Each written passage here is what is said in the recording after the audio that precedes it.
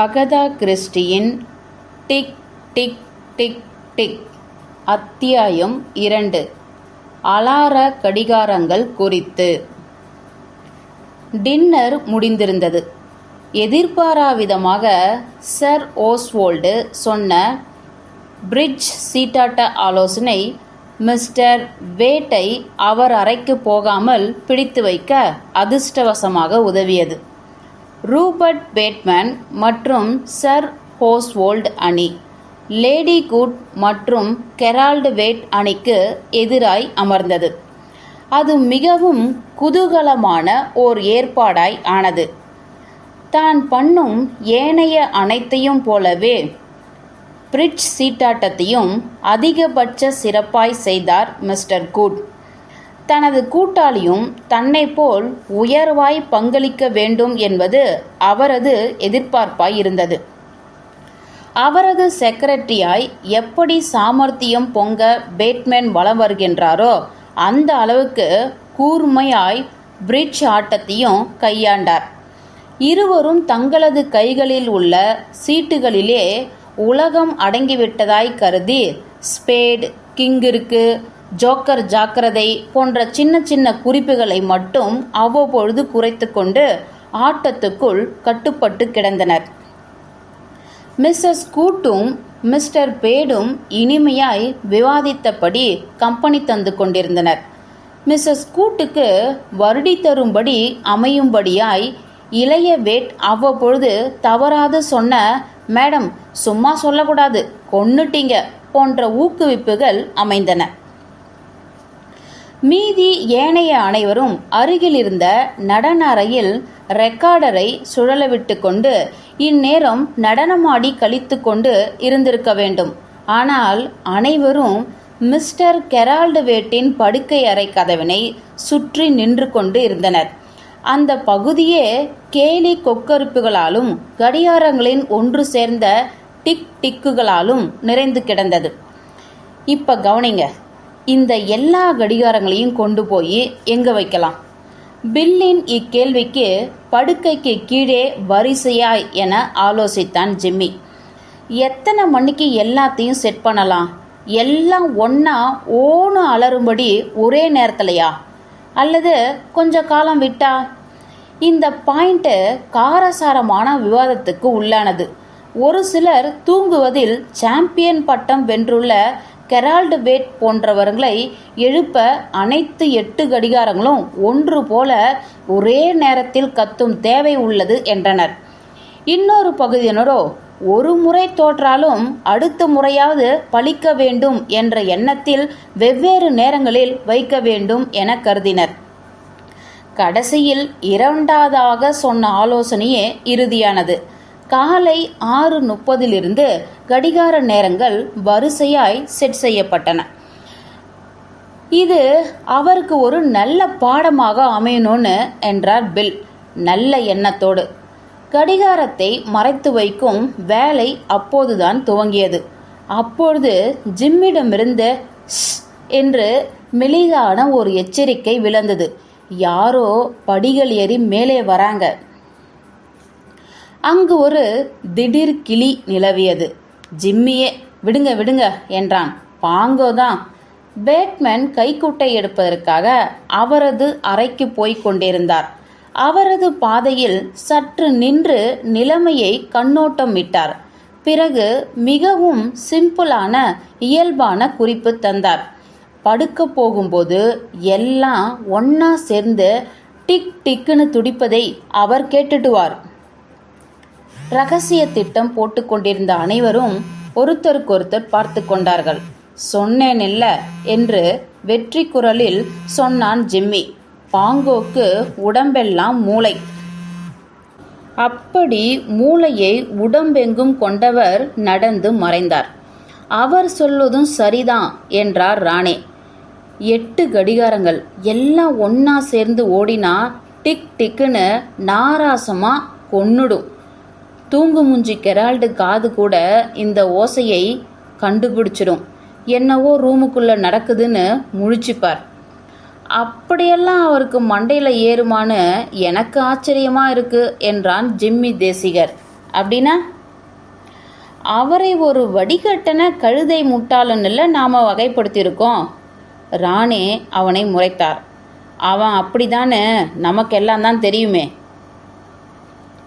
நிச்சயமா அவரை நமக்கு நல்லா தெரியுமா என்ன என்று கேட்ட ஜிம்மி சொன்னான்.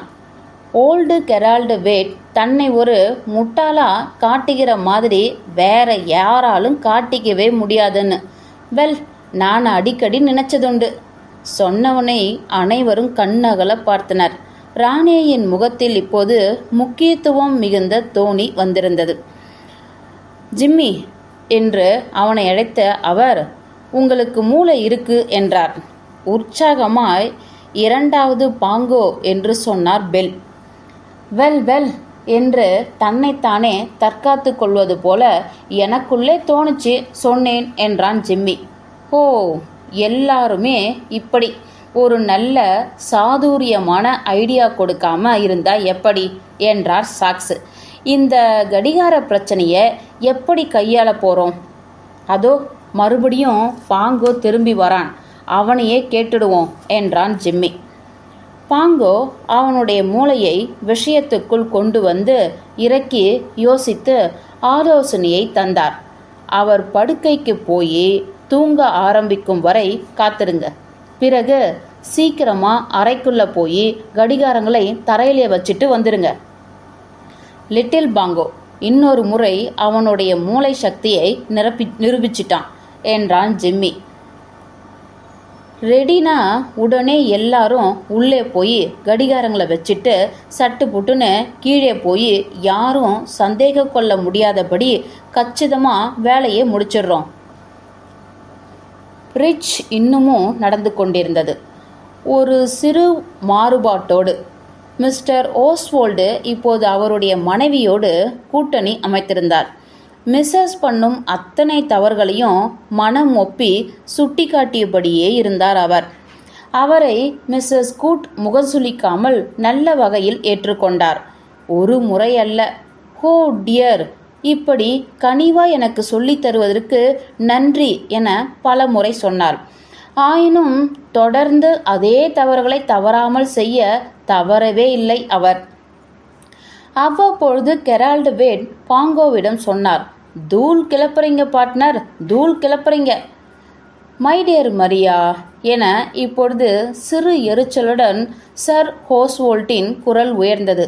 தன் மனைவியை அழைத்த அவர் சலித்து கொண்டார். முடிச்சிடலாம்னு தோணினா அந்த முடிவு மேலே சும்மா யோசிச்சுக்கிட்டே காலங்கடத்தாம உடனடியாக முடிச்சிடலாம். நான் மறுபடி உன்கிட்ட சொல்லிக்கிட்டே இருக்கேன். ஆனால் அந்த தகவலை மூடி வைக்காம டேபிளில் இருக்கிற அத்தனை பேருக்கும் நீ தெரிவிச்சிடுற. போ, ஜெயிச்சாபுல தான். இதற்கு சிரித்தபடி கையில் இருந்த சீட்டுகளை அகல விரித்து மேஜையின் நடுவே போட்டார் அவர். ஜெயித்திருந்தார். அதே புன்னகை மாறாது மேஜை நடுவே குவிந்திருந்த நோட்டுகளையும் நாணயங்களையும் தன் பக்கம் வழித்து கொண்டார். கடைசியில் நால்வருக்குள்ளும் குட் நைட்டுகள் பரிமாறப்பட்டன.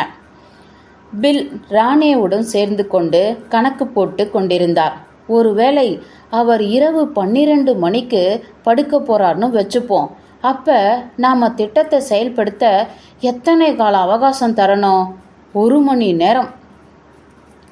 இதற்கு அனைவரிடமும் ஒரு சேர ஆமோதிப்பு விளைந்திட கெரால்டு வேட்டின் அடுத்த அறையிலிருந்த ராணேவிடம் கெரால்டு அறையின் நகர்தல்கள் பற்றி உடனுக்குடன் அனைவருக்கும் தெரிவித்துவிட வேண்டிய பொறுப்பு தரப்பட்டது. 2:15 மணியை ஒட்டி ஒவ்வொரு அறையாய் தட்டி கொண்டு ஊர்ந்து கொண்டிருந்தார் ராணி. பைஜாமிலும் இரவு நைட்டியிலையும் புகுந்திருந்த பார்ட்டி உறுப்பினர்கள் தனிந்த கேலி சிரிப்புகளுடனும் கிசுகிசுப்புகளுடனும் கூடி நின்றனர்.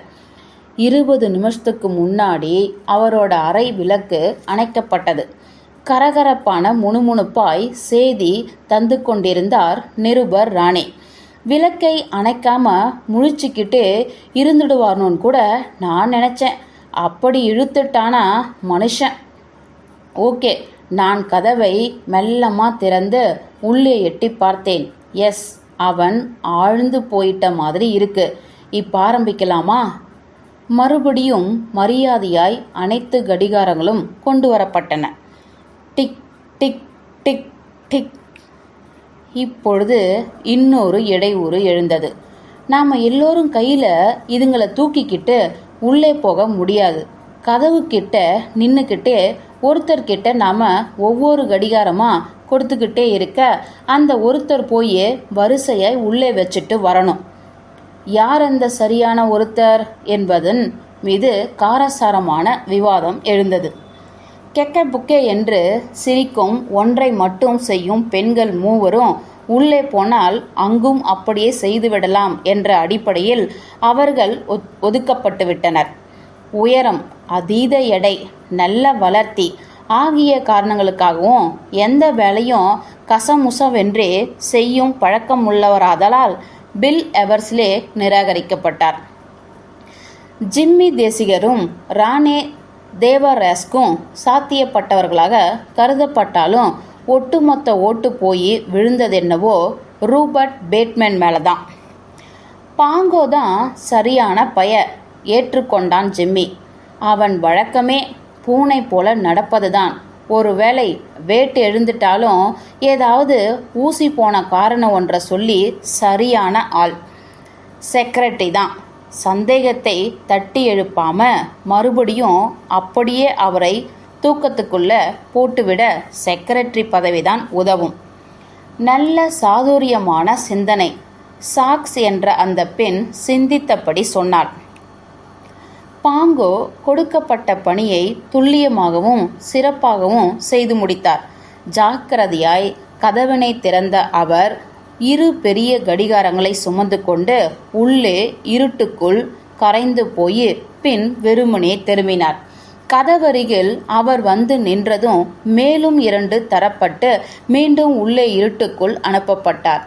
இவ்வாறு மேலும் 2 முறை. இறுதியாய் அவர் வெளியே வந்தார்.